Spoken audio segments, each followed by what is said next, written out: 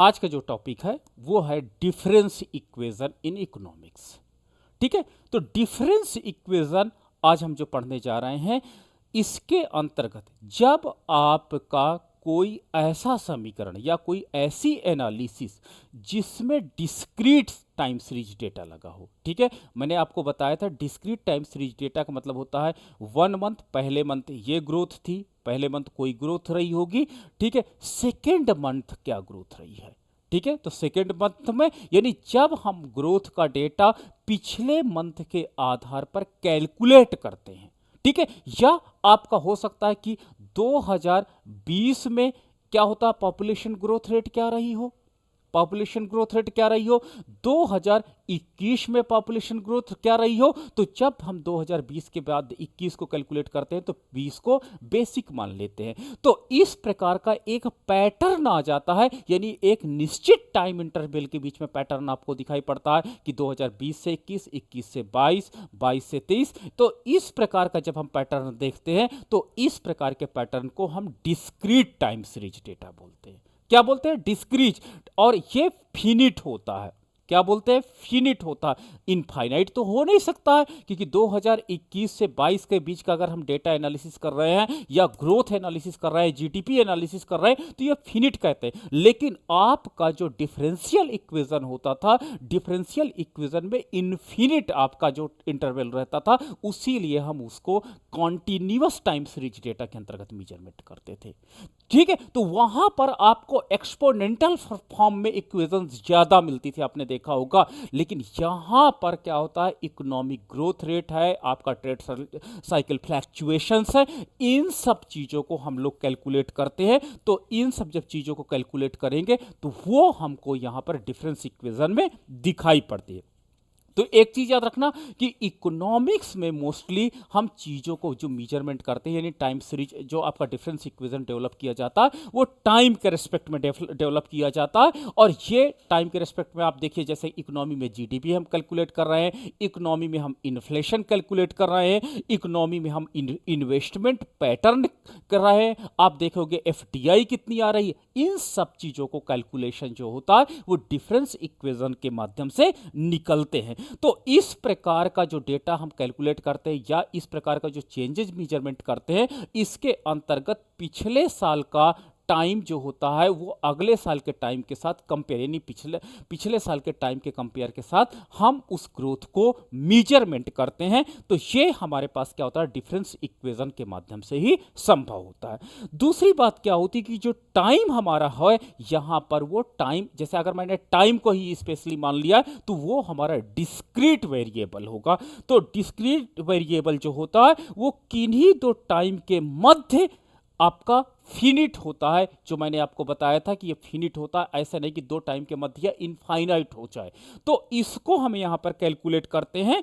तो अब हमारे पास क्या हो जाता है कि जो हमारे पास इक्वेशन बनती है कि लेट्स, अगर हम देखते हैं कि जो हमारे पास इक्वेशन बनती है वो टाइम के रिस्पेक्ट में बढ़ती है। तो स्मॉल टी आपके पास कोई क्वांटिटी है, एक्स है, कुछ भी हो सकता है, बी अ फंक्शन, ये एक आपका फंक्शन बन जाएगा जो define all the possible integers T and all the real number. तो ये टी के रिस्पेक्ट में ऑल जो हमारी इक्वेशन होती है वो वर्क करती है। चलिए डिफरेंस इक्वेशन पे और बात करते हैं और चीज देखते हैं। तो सबसे पहले हम बात करते हैं कि जो आपकी डिफरेंस इक्वेशन होती है, जो आप यहां पर देख रहे हो कि डिफरेंस आपके पास इक्वेशन होती है, इज अ मैथमेटिकल इक्वेशन। ये एक गणितीय समीकरण है, ये भी एक गणितीय समीकरण है दैट डिस्क्राइब, जो हमको एक्सप्लेन करती है, बताती है हाउ क्वांटिटी चेंजेज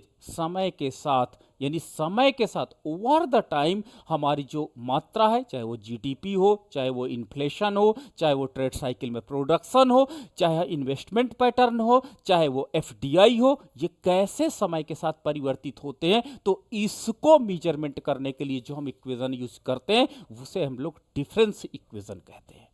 ठीक है, तो ये इसके अंतर्गत it is often use in economics सबसे ज़्यादा इसे अर्थशास्त्र में प्रयोग किया जाता है, ठीक है, अधिकतर टू मॉडल डायनेमिक सिस्टम। जब हम डायनेमिक मॉडल सिस्टम को डेवलप करते हैं, अब आप कहोगे सर डिफरेंशियल इक्वेशन में भी तो डायनेमिक सिस्टम डेवलप कर रहे थे, वहां पर जो डायनेमिक था उसका टाइम जो था वो इनफाइनाइट था, ठीक है, इनफाइनाइट था, यानी हम भविष्य के विषय में प्रिडिक्शन करने लगते हैं, लेकिन यहां पर दो टाइम इंटरवल के बीच में हम प्रिडिक्शन करते हैं, उसको यहां पर मेजरमेंट करते हैं, इसलिए ये डायनेमिक सिस्टम है, ठीक है। वहां पर भी डायनेमिक है, यहां पर भी डायनेमिक है, बट ये दो टाइम इंटरवल है, इसीलिए इसको हम लोग क्या कहते हैं, डिस्क्रीट टाइम इंटरवल के बीच में मेजरमेंट किया जाता है, जबकि डिफरेंशियल इक्वेशन को हम लोग कॉन्टिन्यूअस टाइम इंटरवल के अंतर्गत मेजरमेंट करते हैं, ठीक है। तो अब आपको डिफिनीशन क्लियर हो गई कि जो हमारा डिफरेंस इक्वेशन होता है यह भी एक मैथमेटिकल इक्वेशन होता है, जो समय के साथ मात्रा में क्या परिवर्तन होता है इसको मेजरमेंट करता है, और ये अधिकतर डायनेमिक सिस्टम में यूज होता है डिस्क्रीट टाइम डेटा के अंतर्गत, ठीक है। नाउ द नेक्स्ट है, मान लीजिए एग्जाम्पल ले लेते हैं। अब आप एग्जाम्पल में समझिए कि अगर मैं आपके देश के या अपने देश के पॉपुलेशन ग्रोथ पैटर्न को मेजरमेंट करना चाहता हूं कि 2011 में पॉपुलेशन क्या थी, 10 ईयर बाद क्या थी, यानी 1951 से लेकर के अब तक टाइम पॉपुलेशन कंटिन्यू कैलकुलेट की गई है, तो ये अगर 5% पर डिस्क्रीट टाइम इंटरवल से बढ़ रही है and difference equation allow us to compute the population, तो अगर हमको टाइम डिस्क्रीट टाइम सीरीज के अंतर्गत ये जो हमारे पास 5% डिस्क्रीट टाइम इंटरवल में बढ़ रही है, तो फ्यूचर टाइम पीरियड में हम आसानी से कैलकुलेट कर सकते हैं कि 2051 में हमारी पॉपुलेशन कितनी होगी या 2091 में हमारी पॉपुलेशन कितनी होगी। तो इसका हम गणना जो है वो डिफरेंस इक्वेशन के माध्यम से लगा सकते हैं, ठीक है। नाउ द नेक्स्ट है डिस्क्रीट टाइम इंटरवल। अब ये आपकी बार देखो, बार बार मैं आपको एक ही वर्ड यहां पे रिपीट कर रहा हूं, discrete time interval. Discrete time interval एक मंथ, 1 मंथ टू नेक्स्ट यानी सेकेंड मंथ, ये जो इंटरवल होता है इसे डिस्क्रीट टाइम इंटरवल कहते हैं, ठीक है। एक साल से दूसरे साल के मध्य यानी 2021 से 22 के बीच का इंटरवल ये आपका डिस्क्रीट टाइम इंटरवल होता है। तो ये डिस्क्रीट टाइम इंटरवल क्या होता है, वो डे बाय डे हो सकता है, वो आवर बाय आवर हो सकता है, इट में भी वीक बाय पर वीक हो सकता है, इट में भी मंथ पर मंथ हो सकता है, इट में भी ईयर बाय ईयर हो सकता है, ये 10 ईयर बाय 10 ईयर ही हो सकता है, ठीक है। तो ये interval define when these update occurs, जब जब भी ये घटनाएं घटती हैं, which is regular interval spreaded, इनमें जो अंतराल होता है वो बराबर का होता है, ठीक है, बाय फिक्स टाइम ड्यूरेशन, यानी 2-2 साल का अंतर, 3-3 साल का अंतर, 4-4 साल का अंतर, इस प्रकार का अंतर आपका डिफरेंस इक्वेशन के अंतर्गत मेजरमेंट किया जाता है। तो अब आपको क्लियर हो गया होगा कि यानी डिफरेंट इक्वेशन के अंतर्गत डिस्क्रीट टाइम इंटरवल में जो इकोनॉमिक डायनेमिक इकोनॉमी में चेंजेस हुए हैं उनको हम मेजरमेंट करते हैं। शायद क्लियर हो गया होगा अब आपका कॉन्सेप्ट क्यों करते हैं। जबकि डिफरेंशियल इक्वेशन के अंतर्गत हम क्या करते हैं कि हम कॉन्टिन्यूअस टाइम सीरीज के अंतर्गत ये काम करते हैं, वहां पर भी डायनेमिक सिस्टम होते हैं, लेकिन वहां पर जो कंपोनेंट होते हैं वो बहुत ज्यादा होते हैं और उसमें चेंजेस जो टाइम इंटरवल होता है वो इनफाइनाइट होता है, फिनिट नहीं होता है। वो 1 साल से लेकर 10 साल, 10 साल से लेकर 50 साल ऐसा कुछ हो सकता है उनका इंटरवल। तो वहां पर डिफरेंशियल इक्वेशन में ये जो टाइम इंटरवल होता है बहुत बड़ा स्पान होता है, बहुत बड़ा साइज होता है, जबकि डिफरेंशियल इक्वेशन में ऐसा नहीं है।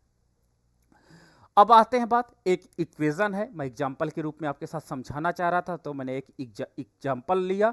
चलो एग्जांपल में देखो, typical form of the first order linear homogeneous, मैं डिफरेंस इक्वेशन ले रहा हूं आपके साथ, first order linear difference equation में आपके साथ ले रहा हूं, ठीक है। ये आपका एक डिफरेंस इक्वेशन है। डिफरेंस इक्वेशन क्या है कि अगर हम प्रेजेंट टाइम का x का मान निकालना चाहते हैं t+1, suppose that present time है, तो हमें x की वैल्यू जो पूर्व वर्ष में थी उसको कैलकुलेट करना पड़ेगा, ठीक है। और ये आपका एक b कांस्टेंट कंपोनेंट है यहां पर, कांस्टेंट कंपोनेंट है।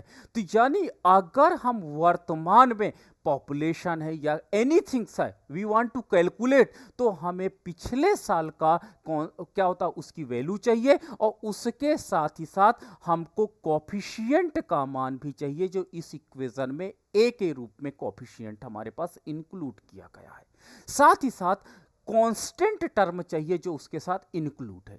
अब जैसे मैं आपको एसआईपी की बात करता हूं। एसआईपी क्या होता है, जब हम म्यूचुअल फंड के अंतर्गत पैसे लगाते हैं तो उस पैसे के अंतर्गत आपने देखा होगा कि एसआईपी लगती है। एक टारगेट आपका होता है कि मान लीजिए 10 लाख का आपने टारगेट रखा और 10 लाख के अंतर्गत आप 2000 रुपए की एसआईपी सबमिट कर रहे हो, तो उसके साथ जो कोई कोएफिशिएंट होगा वो कोएफिशिएंट होगा प्लस आपकी पर मंथ क्या होती है, तो ये आपकी एसेट्स हो जाती है जो आपने एसेट्स बना के रखी, और ये पर मंथ जो आप निवेश कर रहे हो, मान लीजिए 1000 पर मंथ का आप निवेश कर रहे हो, तो वो हो जाती है। तो ये वैल्यू क्या होती है, अधिकतर चेंज नहीं होती है, एक निश्चित फिक्स होती है, बट डायनेमिक भी हो सकती है। तो इस प्रकार से ये आपका एक डिफरेंस इक्वेशन है जिसमें वर्तमान की वैल्यू को कैलकुलेट करने के लिए हम पिछले साल की वैल्यू साथ ही साथ कोएफिशिएंट और कांस्टेंट नंबर के साथ काम करते हैं।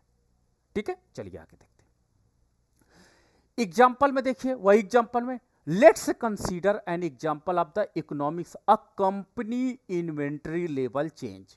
एक कंपनी की इन्वेंट्री लेवल में परिवर्तन दिखाई पड़ता है, किसके साथ, समय के साथ। इन्वेंट्री क्या होती है, उनका कंपनी के एसेट्स होती है। कंपनी के एसेट्स क्या हो सकती है, मशीनें बढ़ गई हैं पहले से, उनकी पूंजी पहले से बढ़ गई, उनकी प्रोडक्शन क्षमता पहले से बढ़ गई है, तो ये इन्वेंट्री लेवल होती है। Suppose x T representing the entry, कहते हैं inventory level at beginning of the period, यानी टी समय में उस कंपनी की इन्वेंट्री क्या थी, उसका क्या होता है कि पूंजी कितनी थी, ये टी समय में था। तो एक्स टी प्लस 1 समय प्रेजेंट कर रहा है कि वर्तमान में उस कंपनी की इन्वेंट्री कितनी होगी, उस कंपनी की एसेट्स कितनी होगी, यानी अगर वो परिवर्तन हो गया होगा। तो सिंपल लीनियर मॉडल है। ये सिंपल लीनियर मॉडल में वर्तमान में कंपनी की inventory t plus 1 equal to, अगर आपके कोएफिशिएंट का मान 0.8 दिया है, तो जो वर्तमान में उस समय में टी समय में उनके पास इन्वेंट्री है, या टी को अगर मैं 2024 मान लेता हूं, तो टी को अगर 2024 आप मान लोगे, तो मैं यहीं पर लिख देता हूं 2000 अगर 24 मान लेते हैं, तो ये आपका 2025 में कंपनी की एसेट्स कितनी होगी वो मेजरमेंट किया जा सकता है। प्लस 10 कांस्टेंट है जो हर साल आपका बढ़ जाता है। तो इस प्रकार से इस इक्वेशन में हम देखते हैं कि 2025 में कितनी इन्वेंट्री है। अगर मैं इसका मान 100 कर देता हूं, तो 100 करने के बाद क्या हो जाएगा कि हम 2025 में इन्वेंट्री का मान कैलकुलेट कर सकते हैं। तो जो डिफरेंस इक्वेशन होता है, डिफरेंस इक्वेशन के माध्यम से अगर वर्तमान में उसका डेटा दिया हुआ है, तो फ्यूचर का हम डेटा, या फ्यूचर में उसका कितनी एसेट्स होगी, वैल्यूज कितनी होगी, रेट कितना होगा, उसको हम आसानी से कैलकुलेट कर सकते हैं। अब यहां पर देखिए 0.8 जो है, ये जो 0.8 है, ठीक है, ये 0.8 है रिप्रेजेंटिंग द कोएफिशिएंट, ये कोएफिशिएंट का मान बता रहा है। ठीक है, ये कोएफिशिएंट का बता रहा है that representing 80% of the inventory carry out over to next period. यानी क्या होता है कि जो आपकी वर्तमान में इन्वेंट्री है, उस इन्वेंट्री का 80% अगले साल ऐड हो जाएगा, प्लस 80% के साथ यह 10 और इंक्लूड हो जाएगा। यानी ईयर बाय ईयर आपकी इन्वेंट्री का जो वर्तमान में इन्वेंट्री रहेगी उसका 80% प्लस जो एडिशनल इन्वेंट्री आप बना रहे वो ऐड हो करके मतलब फ्यूचर में जिस साल का आप कैलकुलेट करना चाहते हो, उस साल की इन्वेंट्री आसानी से इस डिफरेंस इक्वेशन के माध्यम से कैलकुलेट की जा सकती है। 10 representing the constant amount of the additional inventory, कि एडिशनल इन्वेंट्री कितनी मेंटेन हो रही है एडेड ईच पीरियड, तो which could be due to production and कहते हैं रिप्लेनिशमेंट हो जाता है। तो इस प्रकार से ये हमारा जो डिफरेंस इक्वेशन है उससे हम अनुमान लगा सकते हैं with the help of discrete time series. चलिए interpretation, the initial inventory at the time of 100 unit. अगर मैं मान के चलता हूं कि कंपनी की क्या होता है इन्वेंट्री कितनी है, 100 यूनिट है, ठीक है, तो इसको मल्टीप्लाई जब हम इससे करते हैं तो आपका क्या हो जाता है, निकल करके आता है 90,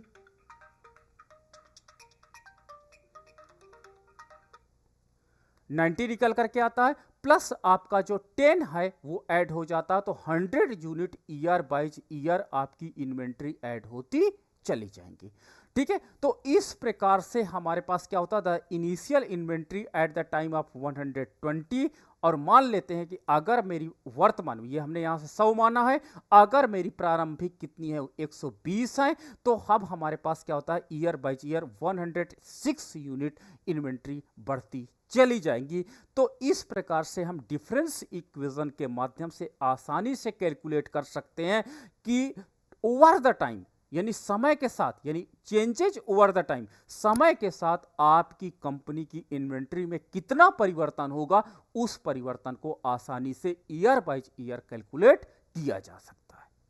ठीक है, तो difference equation year by year changes calculate करने के लिए बहुत अच्छा होता है, क्योंकि एक ऐसा हमको इक्वेशन बना करके देता है जिसमें अदर जो वेरिएबल कंपोनेंट है उनको अगर हम पुट करते हैं तो हम ओवर द टाइम, यानी डायनेमिक सिस्टम में ओवर द टाइम हम फ्यूचर का प्रेडिक्शंस आसानी से कर सकते हैं।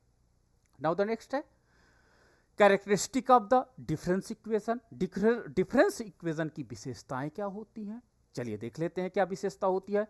पहली विशेषता डिस्क्रीट टाइम सीरीज। मैं बार बार आपको बोल रहा हूं कि जो आपका डिफरेंस इक्वेशन होता है वो डिस्क्रीट टाइम सीरीज के अंतर्गत ही काम करता है, ना कि कॉन्टिन्यूअस टाइम सीरीज के अंतर्गत। कॉन्टिन्यूअस टाइम सीरीज के अंतर्गत डिफरेंशियल इक्वेशन लिया जाता है।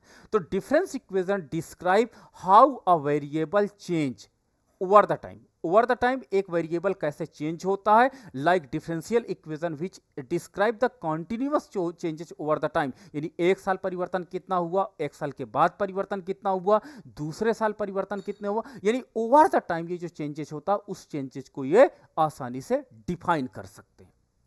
नाउ द नेक्स्ट है, जैसे अब पॉपुलेशन ग्रोथ मॉडल है। पॉपुलेशन ग्रोथ मॉडल को अगर हम डिफरेंस इक्वेशन के माध्यम से समझाने का प्रयास करें तो हम बता सकते हैं कि समय के साथ ओवर द ईयर, यानी ईच ईयर जो है वो population previous year plus birth minus death, अगर हम वर्तमान में पॉपुलेशन कितनी है, हमारे देश में कितनी जनसंख्या जन्म ले रही है और उसमें से कितनी मृत्यु हो रही है, अगर ये आपका हो जाएगा इनिशियल पॉपुलेशन प्लस बर्थ, ठीक है, माइनस डेथ अगर हम कर दें तो हम वर्तमान की पॉपुलेशन प्रेडिक्शन कर सकते हैं। ठीक है, तो ये आपका डिफरेंस इक्वेशन हो जाएगा। इस डिफरेंस इक्वेशन से आप पॉपुलेशन ग्रोथ मॉडल को डेवलप कर सकते हो और आप यहीं से बैठ करके 2030 का प्रेडिक्शन, 2050 का प्रेडिक्शन, 2080 का प्रेडिक्शन भी लगा सकते हो। तो ये ओवर द टाइम क्या चेंजेस होते हैं पॉपुलेशन में, उसको डिफरेंस इक्वेशन में डिस्क्रीट टाइम सीरीज डेटा के अंतर्गत आसानी से कैलकुलेट किया जा सकता है।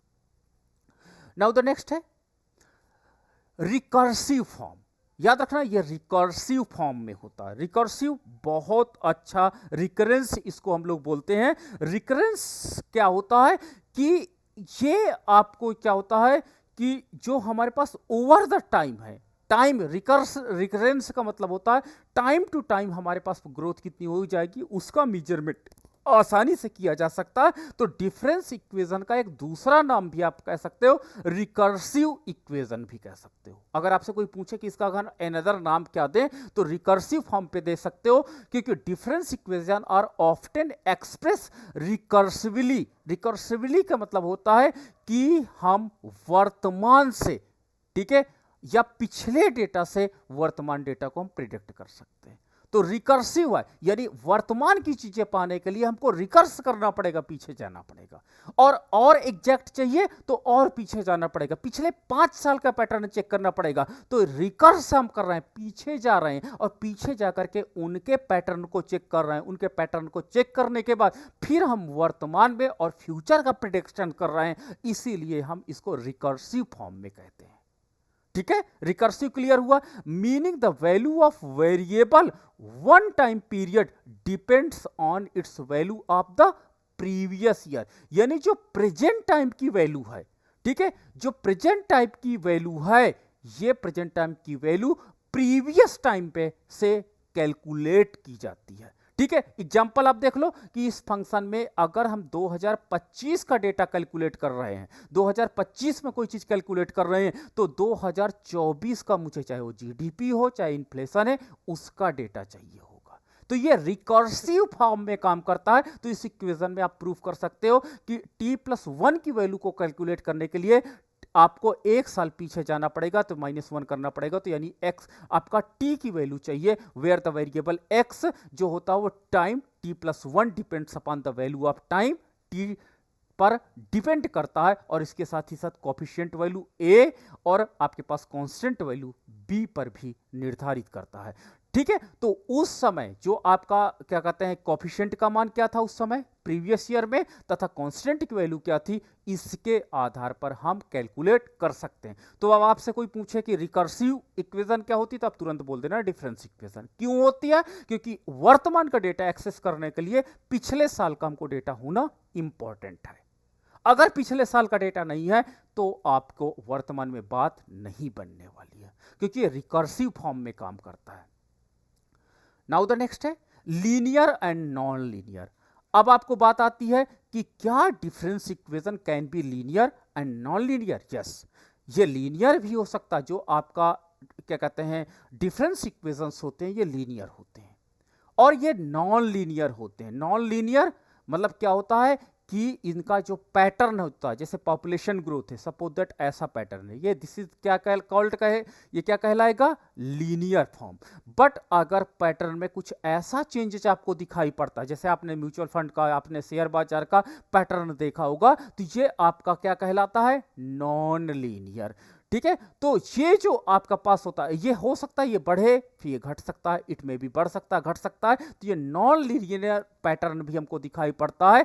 तो अगर आपको पैटर्न लीनियरली दिखाई पड़ता है तो आपको ये मान के चलिएगा कि depending upon the variable appears linear, तो आपको वेरिएबल में दिखाई पड़ेगा कि वो लीनियर है या वेरिएबल नॉन लीनियर है। तो अगर मैंने कहा था कि कोई डिफरेंस इक्वेशन जिसमें कोई पावर ना हो, डिफरेंस इक्वेशन देखिए यहां पर x में कोई पावर नहीं है, सिंगल पावर है, तो अगर आपके वेरिएबल में सिंगल पावर है तो वो डिफरेंस इक्वेशन क्या होगा, लीनियर होगा। ठीक है, तो यहां पर x t+1 equal to 0.8 x t+10, ये आपका लीनियर डिफरेंस इक्वेशन है। लेकिन अगर नॉन लीनियर है, अगर कोई पावर कहीं पर मिल गई, चाहे पहले में, यानी आपका जो वेरिएबल है, ठीक है, उसमें एक की पावर को छोड़ करके कोई पावर हो, ठीक है, तो वो नॉन लीनियर पैटर्न को पकड़ लेगा। नॉन लीनियर, तो यहां पर आपके पास क्या हो जाएगा, xt+1 equal to x² t+5, तो यहां पर देखिए 2 की पावर है, तो यानी आपका ये जो पैटर्न होगा ये नॉन लीनियर इक्वेशन आपकी बन जाती है। ठीक है, तो difference equation may be linear may be non linear, it will be depend upon the previous year. जो आपका पैटर्न है, चेंजिंग रेट्स है ओवर द टाइम, उस पर यह निर्धारित करता है, तो वो पैटर्न ही आगे की चीजों को डिफाइन करता है। मैं बताऊं कि इकोनॉमिस्ट लीनियरिटी पे बड़ा काम किए इस समय। मैं बताऊं जो जेएनयू जैसी यूनिवर्सिटी है, दिल्ली जैसी यूनिवर्सिटी है, वो कहती दुनिया में कोई भी चीज लीनियर नहीं होती है, लीनियर नहीं होती। आपके यहां जो अकरेंस होती है वो हरदम नॉन लीनियर होती है। ठीक है, आपको चोट लगी, फ्यूचर में चोट लगे, सपोज दैट सेम थोड़ा लगेगी, या तो ज्यादा लगेगी या कम, तो नॉन लीनियर डायनेमिक्स। तो मैं बताऊं जेएनयू में अगर आप रिसर्च करने जाओगे, आप डीयू में रिसर्च करने जाओगे, तो वो नॉन लीनियर डायनेमिक्स पर ही आपको काम कराएंगे, वो लीनियर डायनेमिक्स पे आपको काम नहीं कराने वाले, क्योंकि जो नॉन लीनियर होता है वो बहुत नियरर आपके लाइफ के होता है, क्योंकि यही पैटर्न रियल लाइफ में घटित होता है। क्लियर है ना, तो इसलिए हमारे पास डिफरेंस इक्वेशन है। जो बड़े इंस्टीट्यूट होते हैं आईआईटीज में नॉन लीनियर पे काम कराया जाता है, वो जो रिसर्च करने जाओगे नॉन लीनियर डायनेमिक्स पे आपको काम कराएंगे। Difference equation, differential equation, non linear पे काम करना है आपको। ठीक है, ये हमारे पास क्लासिकल था उस समय, ये एजम्पशंस लगाते थे। आपने देखा होगा क्लासिकल मॉडल्स में बहुत ज्यादा एजम्पशंस होती थी, उसमें मान लेते कि चेंजिंग रेट कांस्टेंट है। ठीक है, तो ऐसे चीजें ले लेते थे, इसलिए वहां पर लीनियरिटी के कॉन्सेप्ट को एक्सेप्ट कर लेते थे। बट अब नहीं रह गया, इसीलिए मैथमेटिकल इकोनॉमिक्स बहुत इंपॉर्टेंट हो गई है। नाउ द नेक्स्ट है order. The order of difference equation refer to highest order of the difference operator in the equation.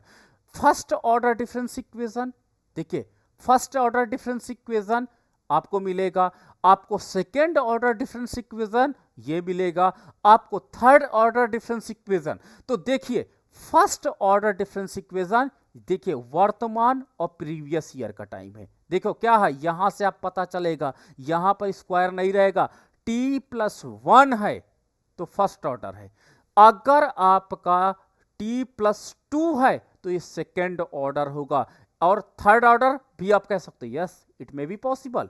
तो थर्ड ऑर्डर क्या होगा कि अगर आपका x t+3 equal to 0.8, x t+2 आपका प्लस 0.6, x t+1 प्लस आपका 0.2 xt है, तो ये आपका थर्ड ऑर्डर डिफरेंस इक्वेशन होगा।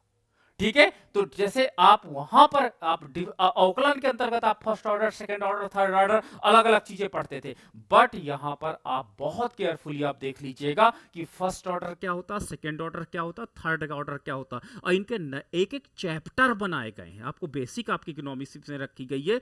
जब एमए आप करोगे तो वहां पर फर्स्ट ऑर्डर पर एक चैप्टर होगा, क्या होगा, first order differential equation in. अब इनके एग्जाम्पल का एक यूनिट होगी, फर्स्ट ऑर्डर का पहला होगा, दूसरे ऑर्डर का दूसरा चैप्टर होगा, थर्ड ऑर्डर का तीसरा चैप्टर होगा। तो वहां पर जो आपके डिफरेंस इक्वेशन होंगे वो इस तरह रखे होंगे और इनको सॉल्व करना होगा। तो अब आप ऑर्डर समझ जाओगे कि ऑर्डर क्या होता है डिफरेंस इक्वेशन में। जैसे आपने डिफरेंशियल इक्वेशन में ऑर्डर डिग्री सीखा था, वो अलग चीज थी, वहां पर अवकलन किया जाता था, प्रथम first order derivative, second order derivative, वहां पे डेरिवेटिव शब्द का यूज किया गया था। यहां पर फर्स्ट ऑर्डर डिफरेंस इक्वेशन का यूज किया जा रहा है।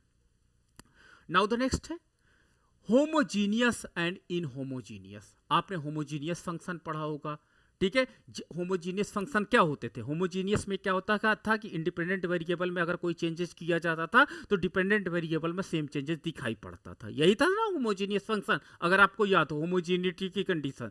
तो डिफरेंस इक्वेशन में भी ऐसा होता है, difference equation can be homogeneous, ये होमोजीनियस हो सकता है कि अगर आपका इंडिपेंडेंट वेरिएबल में जितना चेंजेस हो उतना ही चेंजेस आपको डिपेंडेंट में दिखाई पड़े। तो याद रखना कि अगर आपका डिफरेंस इक्वेशन में क्या होता है, कोई कांस्टेंट, जैसे यहाँ पे 10 चिपका हुआ है ना, इसके साथ कोई वेरिएबल नहीं लगा ना, आप कहोगे हाँ सर इसमें 10 चिपका हुआ लेकिन इसके साथ डिफरेंस 10 नहीं चिपका है, तो ये आपका कौन सा होगा, ये होमोजीनियस फंक्शन होगा, लेकिन ये स्क्वायर नहीं होगा।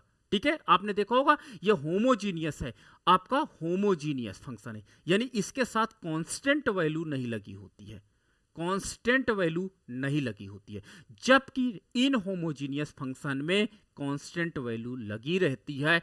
ये आप याद रखना। तो होमोजीनियस और इन होमोजीनियस दो प्रकार के डिफरेंस इक्वेशन हमारे हो सकते हैं। नाउ द नेक्स्ट है स्टेशनरी सॉल्यूशन। एक स्थैतिक संतुलन हमको प्राप्त हो जाता है। स्थैतिक संतुलन डायनेमिक सॉल्यूशन तो होता है, लेकिन डायनेमिक सॉल्यूशन में स्टैटरी सॉल्यूशन हमको मिल जाता है, जैसे आपने सोलो-सॉन मॉडल में आपने देखा होगा। तो स्टैटरी सॉल्यूशन के अंतर्गत क्या होता है कि difference equation have stationary solutions where the variable does not change over the time, यानी समय परिवर्तन के साथ जब कोई परिवर्तन नहीं दिखाई पड़ता तो उस सॉल्यूशन को हम लोग क्या कहते हैं, स्टेशनरी सॉल्यूशन कहते हैं। जैसे समय के साथ उसमें कोई परिवर्तन ना हो, देखिए यहां पर कोफिशिएंट जो होता है वो अब्सेंस होता है। इस प्रकार की इक्वेशन में जो आपका कोफिशिएंट पहले तो कंपलसरी है, बट अगर कोई इक्वेशन ऐसी है जिसमें कोफिशिएंट नहीं लगी है तो ये स्टेशनरी सॉल्यूशन की तरफ जा रहा है, कि यानी समय परिवर्तन के साथ चाहे जितना समय परिवर्तित हो जाए पॉपुलेशन ग्रो नहीं कर रही है। ठीक है, ना तो इसमें कांस्टेंट कंपोनेंट लगता है ना तो इसमें कोफिशिएंट लगता है। तो इस प्रकार का इक्वेशन जो होता है वो स्टेशनरी सॉल्यूशन को रिप्रेजेंट करता है। बहुत केयरफुली इस चीज को देखिएगा। नाउ द नेक्स्ट है पीरियोडिसिटी आपके पास होता है। पीरियोडिसिटी का मतलब होता है कि difference equation can be X high beat periodically behavior where the variable oscillated between two or more values in the regular pattern। तो 2 और 4 जो वैल्यूज होती हैं उससे रेगुलर पैटर्न में परिवर्तन दिखाई पड़ता है। तो यहाँ पर आपके पास पीरियडिकलिटी आपको दिखाई पड़ती है कि समय के साथ ये चेंजेस दिखाई पड़ता है कि अगर ये variable can lead to predict behaviour where the variable alternate between positive and negative value. तो इसमें आपने देखा होगा कि निगेटिव वैल्यू के साथ ये है अगर इसमें कोई चेंज होता है तो जो आपके पास ये कंपोनेंट है इसमें वो निगेटिवली चेंज कर देता है। तो जब आपको कुछ ऐसा बिहेवियर दिखाई पड़े इक्वेशन से तो आप कह दोगे पीरियोडिसिटी इसमें दिखाई पड़ रही है कि जो लीड करना था चाहिए था पॉजिटिव वो निगेटिव चेंज कर रहा है ओवर द टाइम। तो ओवर द टाइम जब ऐसा चेंजेस दिखाई पड़ता तो आप पीरियोडिसिटी को वहां पर डिफाइन कर सकते हो। नाउ द नेक्स्ट है चार्टिक बिहेवियर। इसको क्या कहते हैं आपका, ये थोड़ा सा मुझे इंग्लिश भूल रही, इसको हम इंग्लिश में प्रोनाउंसिएट कुछ और करते हैं। मेरे पास ये बुक है, मैंने अभी हाल ही के दिनों में चाओस पढ़ी है बुक, इसको इंग्लिश में कुछ प्रोनाउंसिएट अलग करते हैं, थोड़ा सा मुझे याद नहीं, बिल्कुल मिस हो रहा है। तो चार्टिक बिहेवियर का मतलब होता है एकदम से रैंडम बिहेवियर। रैंडम बिहेवियर, मैं अभी आपसे बात करने लगूं, अचानक बच्चा मुझसे उखड़ जाए, अचानक सीधे अच्छे से बोलने लगे, अचानक बुरे से बोलने लगे, अचानक लीव कर दे, अचानक कनेक्ट हो जाए। कभी कभी आपने देखा होगा कि जो बिहेवियर पैटर्न होता है वो अचानक मूव करने लगता है। ठीक है, तो ये अधिकतर हमको कब दिखाई पड़ता है? नॉन लीनियर डिफरेंस इक्वेशन के अंतर्गत आपने देखा होगा कि नॉन लीनियर डिफरेंस इक्वेशन में ही इस प्रकार का आपने देखा होगा चिड़ियों का पैटर्न होता है। जब चिड़ियां उड़ती हैं तो एक ऐसा शेप बना लेती हैं, कभी वो ऐसा शेप बना करके आकाश में उड़ती हैं, कभी वो ऐसा शेप बना करके आकाश में उड़ती हैं, कभी एक सीधी रेखा हो जाती है, कभी मतलब हर प्रकार का आपने देखा होगा पैटर्न वहां पे दिखाई पड़ता है, जिसको चार्टिक बिहेवियर कहते हैं। ठीक है, इसका मतलब होता है कि इसमें meaning the small changes in the initial condition. अगर आपका इंडिपेंडेंट वेरिएबल में थोड़ा सा परिवर्तन होता है तो लीड कहते हैं drastically difference long term outcome. तो जो आपका डिपेंडेंट वेरिएबल होता है, जो आउटकम वेरिएबल होता है, इसे आउटकम वेरिएबल कहते हैं, कि अगर इन वेरिएबल्स में कोई चेंजेस होता है तो इस चेंजेस का इंपैक्ट जो होता है वो आउटकम वेरिएबल में बहुत ज्यादा दिखाई पड़ता है। ऐसा भी हमको होता है, तो ये अधिकतर नॉन लीनियर डिफरेंस इक्वेशन के अंतर्गत हमको दिखाई पड़ते हैं। अगला है आपका कन्वर्जेंस एंड डाइवर्जेंस। ठीक है, कन्वर्जेंस का मतलब होता है और कन्वर्जेंस का मतलब होता है जब हम इक्विलिब्रियम पाथ की तरफ आए। कन्वर्जेंस आपने देखा होगा काउवेव मॉडल में कन्वर्जेंस और डाइवर्जेंस दो चीजें वहां पर दिखाई पड़ती हैं। तो वहां पर डिमांड एंड सप्लाई के अंतर्गत हमारा जो पैटर्न बनता है जिसमें हम क्या करते हैं, इक्विलिब्रियम के कोई भी अगर असंतुलन होता है तो हम असंतुलन से हम इक्विलिब्रियम की तरफ बढ़ने लगते हैं और वो असंतुलन हमको लीड करता है संतुलन पॉइंट की तरफ जाने का। तो कन्वर्जेंस होता है। और एक आपका होता है डाइवर्जेंस, कि कोई असंतुलन होता है तो वो असंतुलन हमको संतुलन से दूर की ओर खींचना प्रारंभ करता है। तो ये आपने कॉवेव मॉडल के अंतर्गत देखोगे, कल मैं जब पढ़ाऊंगा, तो वो संतुलन से आपको दूर हटाता चला जाता है। तो आपको डिफरेंस इक्वेशन के अंतर्गत कन्वर्जेंस एंड डाइवर्जेंस भी घटना दिखाई पड़ती है ओवर द टाइम। तो इस प्रकार का जो कन्वर्जेंस होता है, इसका जो आपका इक्वेशन होता है वो कुछ इस प्रकार का होता है कन्वर्जेंस का। यहां पर आपकी जो ए कोफिशिएंट की वैल्यू है ये क्या होती है, 1 से हदम कम रहती कन्वर्जेंस में। ठीक है, और कन्वर्जेंस जो होता है टुवर्ड जीरो की तरफ जाता है। एग्जांपल, डाइवर्जेंस में ये जो आपकी कोफिशिएंट की वैल्यू रहेगी ये हरदम क्या हो जाएगी, वो 1 से ज्यादा रहती। याद रखना, काव्य मॉडल में यही कारण है कि हम संतुलन से दूर हटते हैं और संतुलन के पास आते हैं। तो संतुलन के पास आने का कारण है कि जो कोफिशिएंट का मान है वो कोफिशिएंट का मान लेस देन ए का मान जो होता है वो सदैव क्या होता है, 1 से कम होता है। और जो आपका डाइवर्जेंस वहां पर होता है ए का मान सदैव ज्यादा होता है, इसलिए वहां पर यह पैटर्न हमको दिखाई पड़ा। जब सैमुअल्सन ने उस थ्योरम को पढ़ा था, उस थ्योरम को बताया था कि कभी कभी मार्केट बिहेवियर ऐसे करने लगता है कि इकोनॉमी में कन्वर्जेंस डाइवर्जेंस की घटनाएं भी हमको दिखाई पड़ती है। तो डिफरेंस इक्वेशन के माध्यम से इस प्रकार के कन्वर्जेंस और डाइवर्जेंस, यही आपका ट्रेड साइकिल में सैमुअल्सन ने दिखाया था। सैमुअल्सन ने जो देखा था कि आपने देखा होगा जो पांचवा साइकिल होता है वो बहुत एक्सप्लोजिव हो जाता है, चौथा पांचवा। चौथा में आपने देखा होगा कि चौथे के अंतर्गत जो आपका वहां पर ट्रेड साइकिल था, वो ट्रेड साइकिल स्टार्ट छोटे छोटे पॉइंट से होता था और छोटे छोटे पॉइंट से स्टार्ट होने के बाद बहुत ज्यादा बढ़ता चला जाता था। यानी हम जो इक्विलिब्रियम लाइंस थी उससे बहुत ज्यादा दूर हो जाते थे। तो कन्वर्जेंस है, वहां पर भी आपका कोएफिशिएंट का मान जो था वो, सॉरी ये डाइवर्जेंस है, जो कोएफिशिएंट का मान था वो ज्यादा था और इसलिए हमको ऐसा पैटर्न वहां पर दिखाई पड़ता है।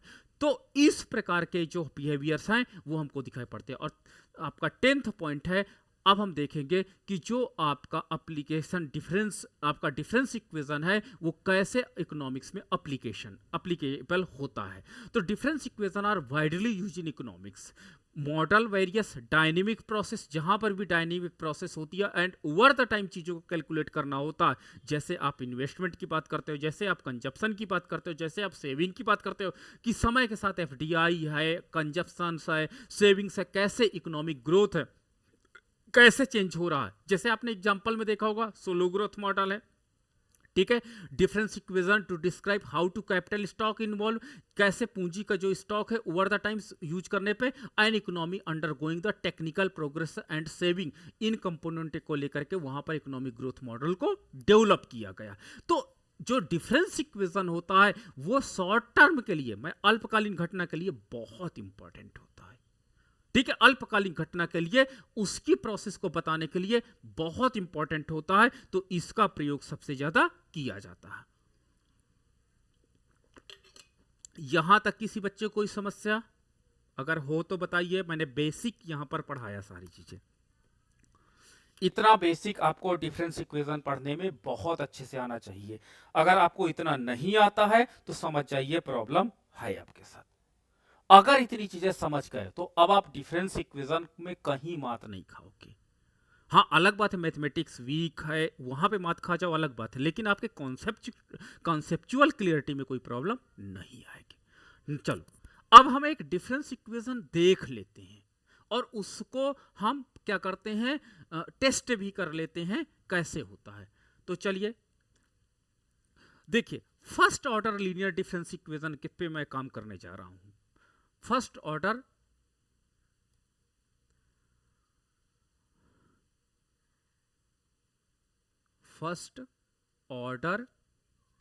लीनियर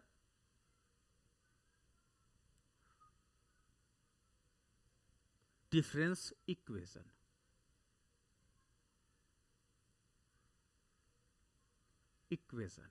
फर्स्ट ऑर्डर पे हम काम कर रहे हैं, ठीक है। अब देखिए, ये मान लेते हैं कि जो हमारी x की वैल्यू t टाइम में है, x की वैल्यू क्या है, t टाइम में है, ये डिपेंड करती है, मैंने बोला कोएफिशिएंट के मान पे, और ये डिपेंड करती है प्रीवियस ईयर के x की वैल्यू पर, प्लस डिपेंड करती है बीटा के t टाइम में बीटा के मान पर, ठीक है। तो यहां पर आपका ये एक आपका first order linear difference equation है, फर्स्ट ऑर्डर लीनियर डिफरेंस आपका इक्वेशन है, जहां पर t रिप्रेजेंट करता है 1 year, 2 year, 3 year, 4 year, dot dot dot, ठीक है। तो ये आपका डिफरेंस इक्वेशन है। अब हमारे पास क्या होता है कि ये xt क्या है, प्रेजेंट टाइम में, यानी अगर मैं t का मान वर्तमान समझूं तो प्रीवियस ईयर के x की वैल्यू पर इसका मान निर्भर करेगा, और a कोएफिशिएंट का मान है। और t टाइम में जैसे आप इन्वेस्टमेंट करते हैं, सपोज दैट म्यूचुअल फंड में इन्वेस्टमेंट करते हैं, 1000 पर ईयर का इन्वेस्टमेंट करते हैं, ये टाइम के साथ परिवर्तित हो सकता है और ये कांस्टेंट भी हो सकता है, ठीक है। तो जो आपकी xt की वैल्यू होती है, it will be determined by coefficient of a, xt minus 1 plus bt पर डिपेंड करती है, ठीक है। अब हमारे पास क्या होता है, अब हमारे पास पिछले, अगर मान लीजिए मैं x1 की वैल्यू कैलकुलेट करना चाहूं, ठीक है, वन का मतलब होता है प्रेजेंट टाइम में, तो आपका ए एक्स नॉट का मतलब पिछले साल, एक्स जीरो वन की वैल्यू है तो पिछले साल की वैल्यू पर डिपेंड कर देगा, प्लस बी वन आपका हो जाएगा।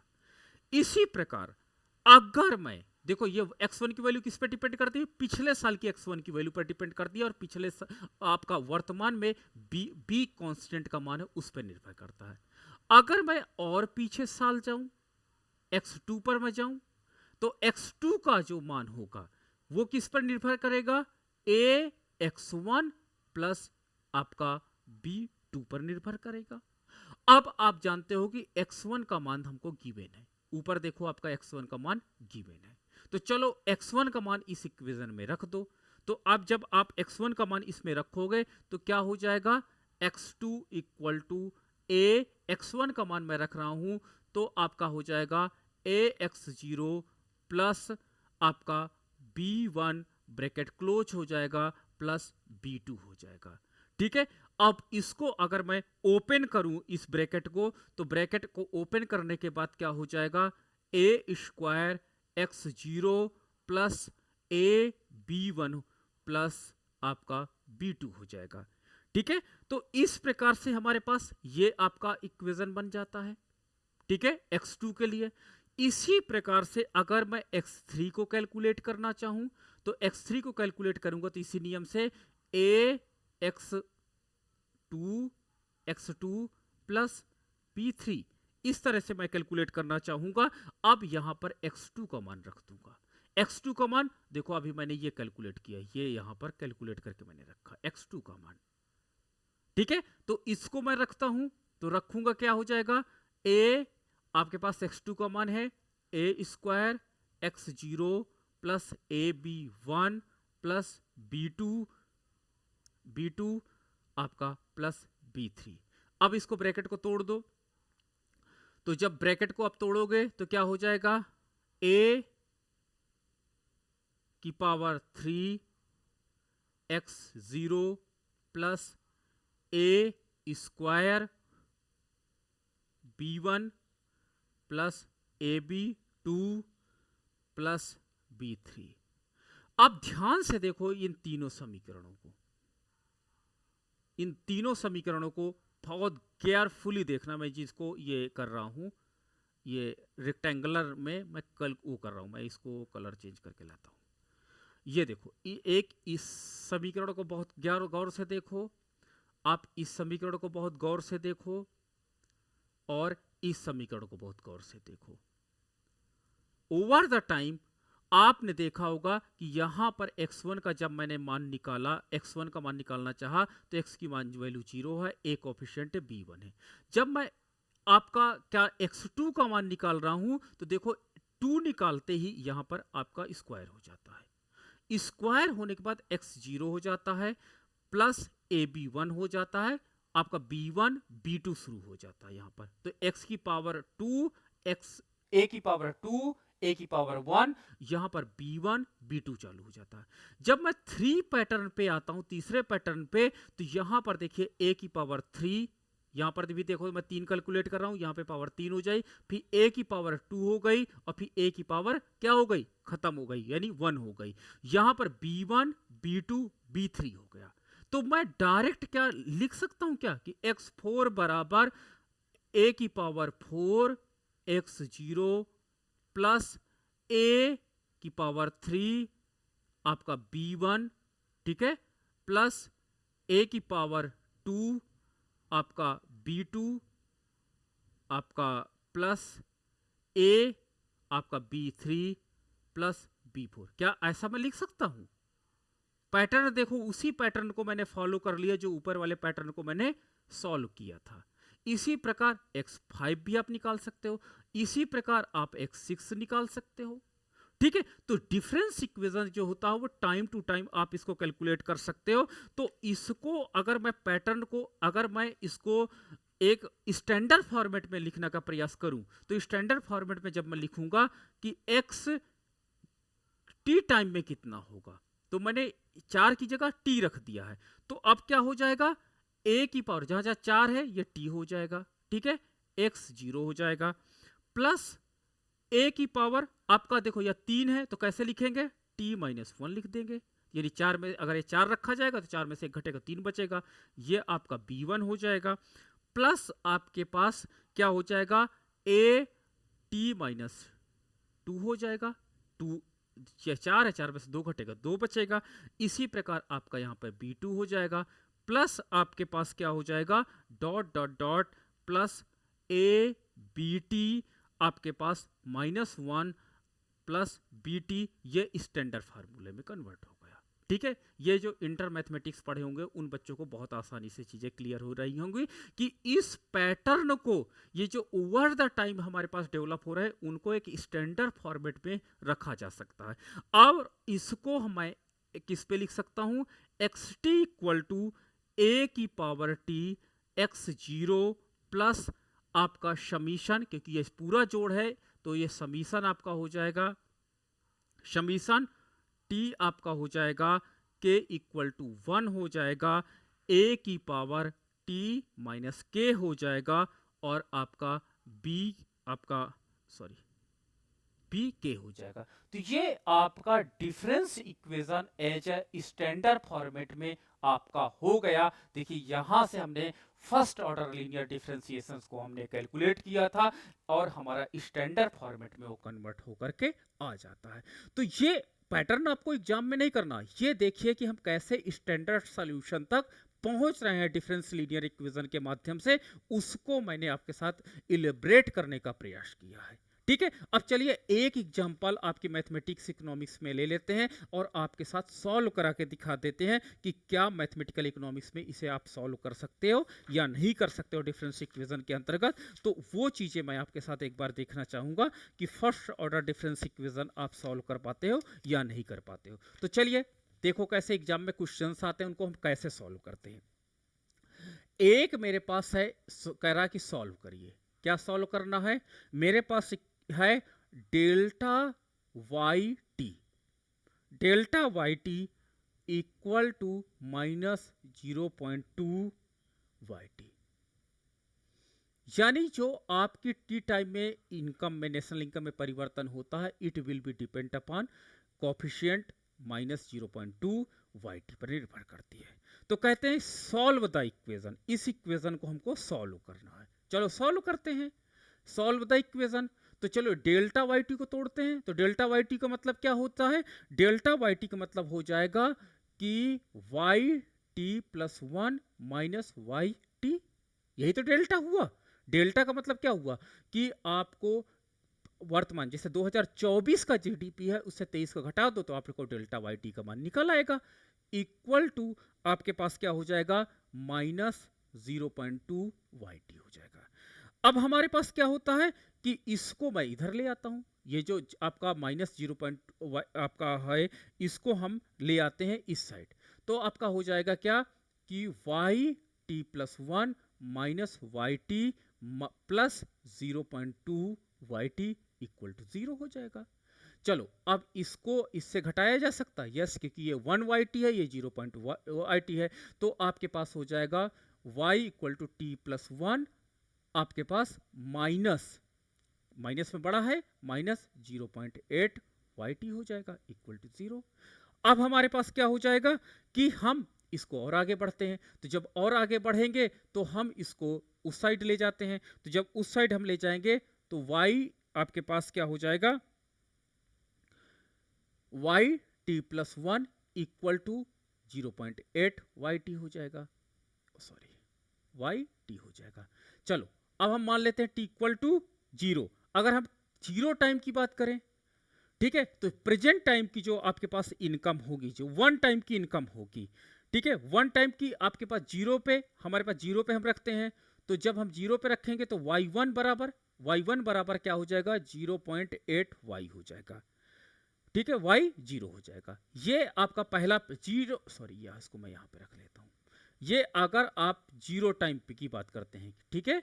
अगर हम t1 टाइम की बात करते हैं तो t1 टाइम के बराबर हो जाएगा आपका yt1, तो yt1, तो यहाँ पर देखिए आपका वाई टी वन, आपका टी वन वन, तो आपका वाई टू टी टू हो जाएगा, तो ये 2 हो जाएगा, टी वन की वैल्यू तो 1 1 2 हो जाएगा, इक्वल टू 0.8 टी वन हो जाएगा।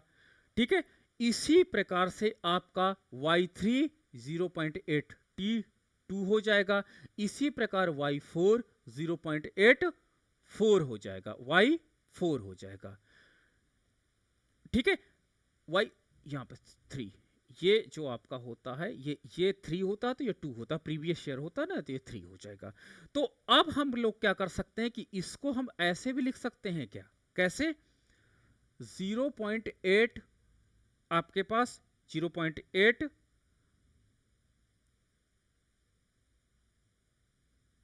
सॉरी इसमें नहीं, यहां पे इसको हम जो लिख सकते हैं, इसको जो आपका 2 है इसको हम लिख सकते हैं आपका 0.8 आपका करली ब्रैकेट, क्योंकि इसमें हम T1 की वैल्यू रख रहे हैं, ध्यान से देखना, ये T1 की वैल्यू मैं रख रहा हूं इस पे, इस फलन में। तो जब T1 की वैल्यू क्या है आपके पास, T1 की वैल्यू आपके पास वाई T1 की वैल्यू आपके पास ये है, ये वाई T1 की वैल्यू है। इस वैल्यूज को हम अगर पुट करते हैं तो आपके पास हो जाएगा 0.8 वाई जीरो। ठीक है, तो इसको हम लिख सकते हैं 0.8 स्क्वायर वाई जीरो लिख सकते हैं। इसी प्रकार से जब मैं यहां पर वैल्यू वाई टू की रखूंगा तो वाई टू की वैल्यू जब रखूंगा तो 0.8 क्यूब वाई जीरो हो जाएगा। यहां पर वैल्यू रखूंगा तो आपके पास 0.8 की पावर 4, 8 की पावर आपका 4 वाई जीरो हो जाएगा। तो देखो वाई जीरो के रूप में जब मैंने सबको कन्वर्ट किया तो आप देख सकते हो कि कोफिशिएंट की वैल्यू जो होती है वो चेंज होती चली जाती है। तो कोफिशिएंट की वैल्यू जब चेंज होती चली जाती है तो हम ये कह सकते हैं कि वाई टी इक्वल टू आपका वाई जीरो देखिए सब में कॉमन है, और वाई जीरो के साथ 0.8 की पावर टी, यानी टाइम के साथ अगर आप नेशनल इनकम के चेंज का पैटर्न जानना चाहते हैं तो यहाँ पे टी टाइम का मान रख दीजिए, और यहाँ पर आप क्या कहते हैं नेशनल इनकम रखिए, कोफिशिएंट का मान ये रहेगा। तो ये आपका इस इक्वेशन का ऑप्टिमम सोल्यूशन हो जाता है। तो यानी जो ये आपका डिफरेंस इक्वेशन था, इस डिफरेंस इक्वेशन को हमने इस फॉर्म पे कन्वर्ट कर दिया है, और इस फॉर्म के परिणाम स्वरूप यही सोल्यूशन है। और इस सोल्यूशन से आप ओवर द ईयर, ये टाइम 2 साल 3 साल 4 साल 5 साल, यहाँ तो कोई चेंज होगा ना टी का मान, तो ओवर द ईयर आपको क्या नेशनल इनकम में चेंजेस है उसको आराम से बता सकता है अगर वाई जीरो का मान गिवन है तो ये आपका डिफरेंस इक्वेशन का सॉल्यूशन हो गया। ठीक है, तो इस तरह के एग्जाम में आपको डिफरेंस इक्वेशन सॉल्व करने को आ सकते हैं, तो इसको आप इस तरह सॉल्व कर सकते हैं, यानी उसकी यूनिट को आपको चेंज करना होगा, और जब यूनिट चेंज करोगे तो एक विशेष प्रकार का पैटर्न दिखाई पड़ता है, और उस पैटर्न को ही आपसे वो एक्सेस करना चाहता है। तो ये था आपका डिफरेंस इक्वेशन क्या है, कैरेक्टरिस्टिक्स, उसका मैंने एग्जाम्पल बताया, कैसे इसको डिफरेंस इक्वेशन को प्रूव करते हैं तथा कैसे एग्जाम्पल के माध्यम से समझ सकते हैं। तो ये सारी चीजें मैंने आपके साथ डिस्कशन